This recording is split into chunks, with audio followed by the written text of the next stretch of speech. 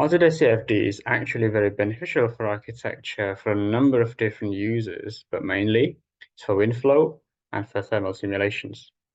Hello, good afternoon, and in this occasion, I will explore a little bit about the effects of obstructions in Autodesk CFD, its effects on ventilations, and we can also explore a little bit about heating and cooling elements in further detail.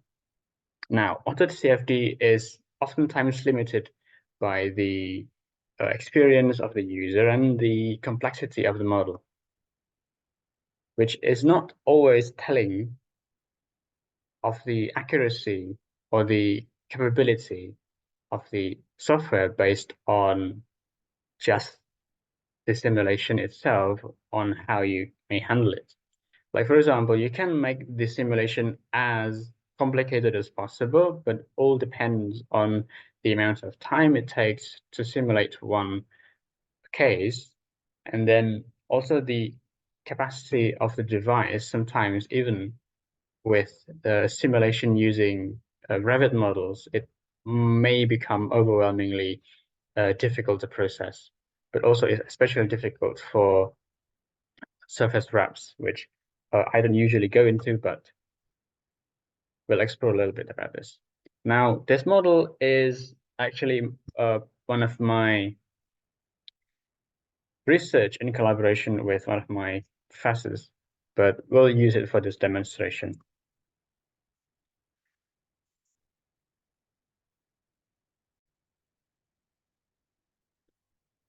So you can see that it has a lot of edges, which has to be merged, but thankfully no small objects.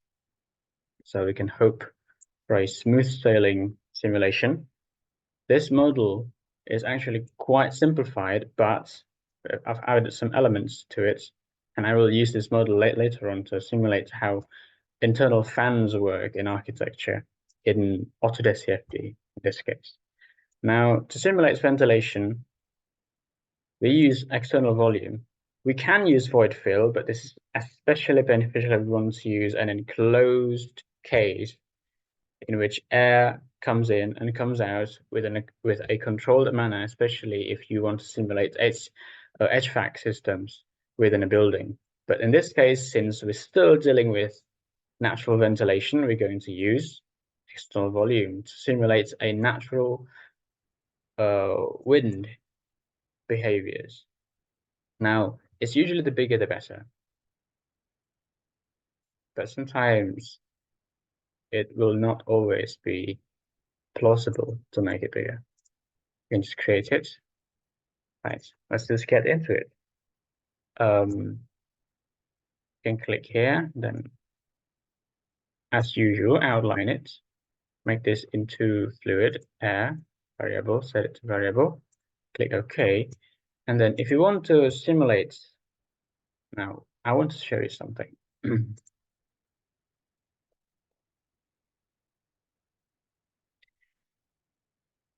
On this roof, in this model, we have a few different elements which are quite unusual. These represent fans. Now, these can be circular, can be square as well, can be the shape of a fan, but then we use the material section to add this.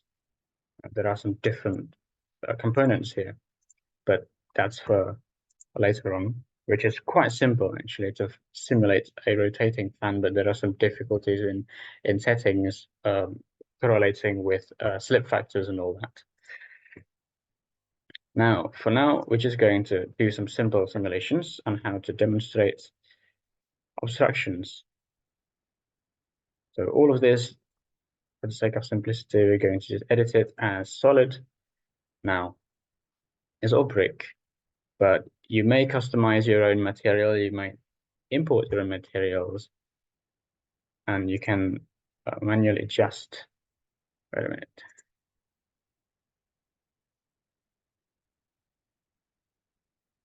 It's supposed to be variable air, click apply, and then the assigned, unassigned, click edit. It's supposed to be brick. Now you may change some of these parts into some material that you want, but for now we're just going to go with bricks. With initial conditions, obviously we're going to select the volume, going to put temperature, then we, as per usual, going to put 30 degrees as the ambient temperature. Now the boundary condition, let's just say I want to have wind flow from this direction through to the x-axis to that direction. So for example, I want to have 3.8 meters per second as the wind velocity. So here we have pressure. Always put zero pressure on the opposite side to create that tunnel effect. Then we click temperature, and then this could be as cold as you want or as hot as you want. Let's just say 28. Make it a bit more realistic. And we can hide the air volume for now. Now, the air will bounce off this, in theory, right? And then it will enter the main chambers of this mosque. Now, we can select a few things because this model is not separating the individual columns. In this case, it's walls actually with openings. Now we're going to put different types of heating elements here. For example, this one, I want to try to make this into a heating element with total heat generation, maybe heat generation. Let's just say that it generates about 1,200 watts per meter cubed, which is actually quite a lot. And then this one, we're going to make it negative. It's going to be negative 500. So this is, again, unrealistic.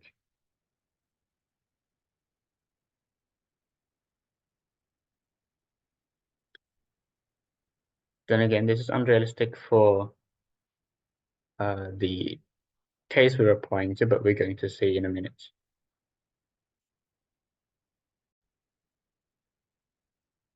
Now, in the previous video that I've made, I've displayed temperature play using heat flux, which worked actually, but right now we're going to try and use volumes as heat generation and negative heat generation to make that kind of effect. Now the usual, and then compressibility is compressible, incompressible, sorry, because we don't actually need that compressibility of air to make this work.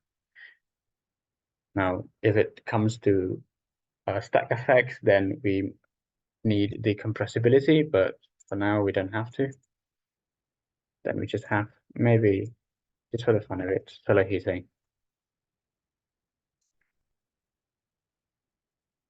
Obviously, the time needs to be correct. It's 30 degrees.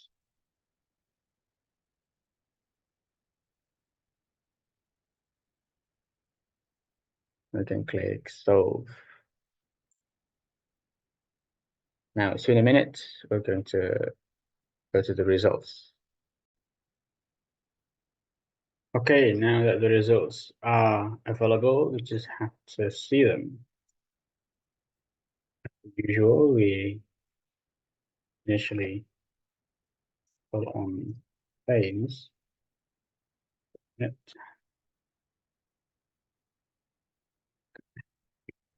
The problem is here.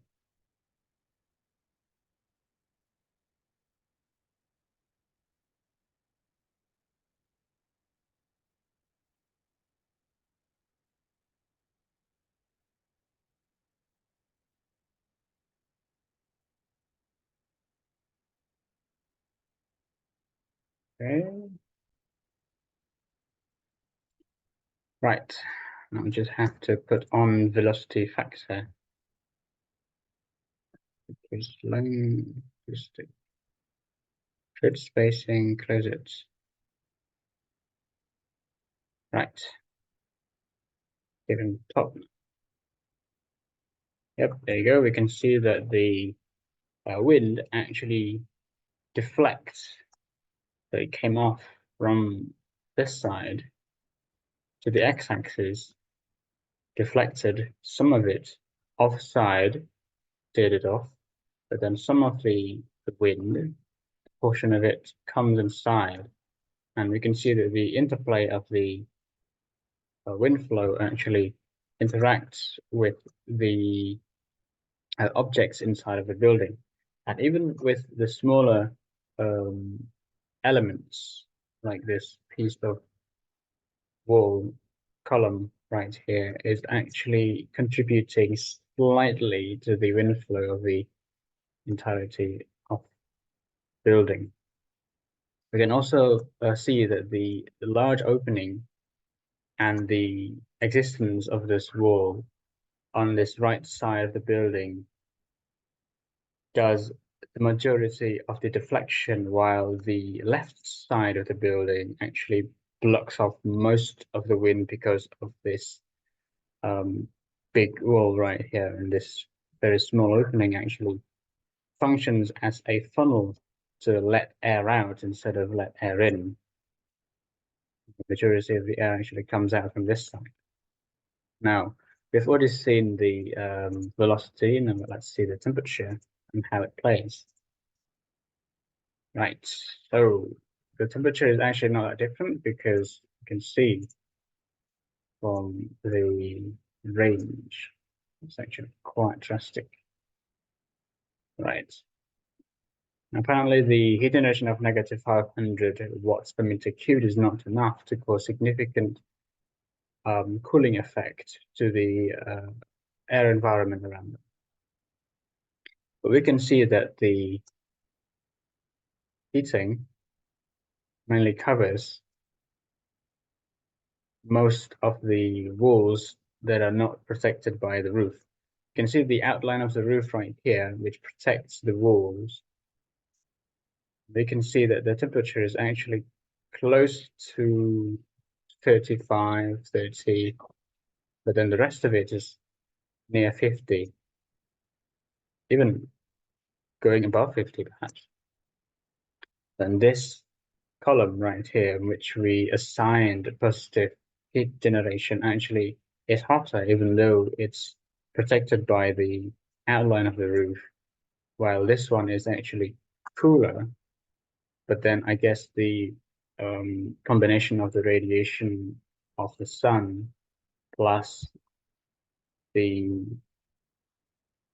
intense amount of airflow, which is about 30 degrees Celsius, the ambient, sorry, the airflow is about 27, actually bombards this area, which can actually see the wind speed right here. Calculated is 1 meters per second, and it is 28.27 degrees Celsius. And I'm guessing because the airflow actually goes around, so it doesn't just go inside from this direction to the left, but it deflects from the initial wall line on the, well, from this angle, it's the southern side, I guess. And this side actually gets heated up by this element first, so it's making this side, which should be cooler, it's a little bit useless in this case. So this is where we begin our analysis. This is how we can deduct what to do and what not to do to our model, for example. This will provide some insights if you want to proceed with further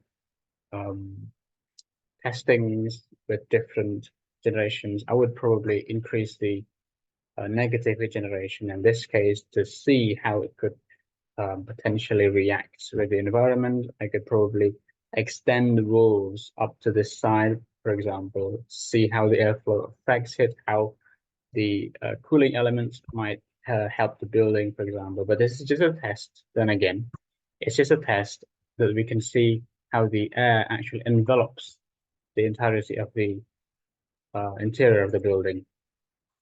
and caused it to have this very interesting type of construction. So yeah.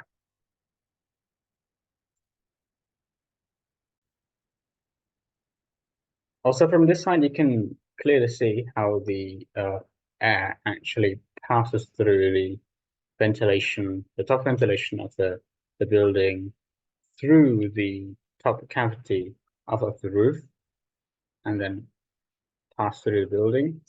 And then this tiny gap, this is probably an error from the modeling, I'll probably fix this later, but this tiny gap in the modeling from the high pressure of the wind actually allows a little bit of air to come through, though not a lot, but it's still detectable. So that'll be it. Thank you for your attention.